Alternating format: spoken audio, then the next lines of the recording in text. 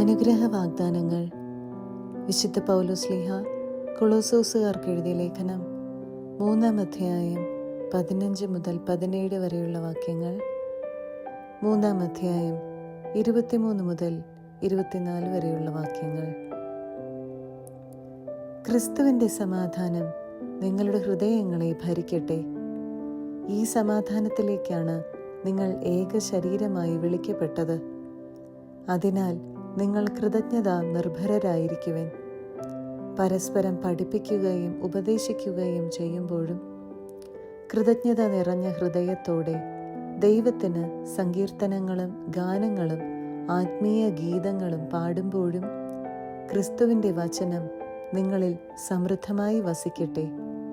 നിങ്ങൾ വാക്കാലോ പ്രവൃത്തിയാലോ എന്തു ചെയ്താലും അതെല്ലാം കർത്താവായ യേശു വഴി പിതാവായ ദൈവത്തിന് കൃതജ്ഞതയർപ്പിച്ചുകൊണ്ട് അവൻ്റെ നാമത്തിൽ ചെയ്യുവിൻ.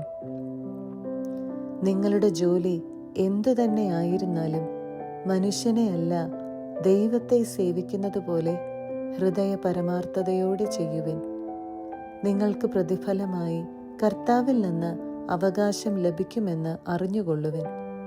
കർത്താവായ ക്രിസ്തുവിനെ തന്നെയാണല്ലോ നിങ്ങൾ ശുശ്രൂഷിക്കുന്നത്.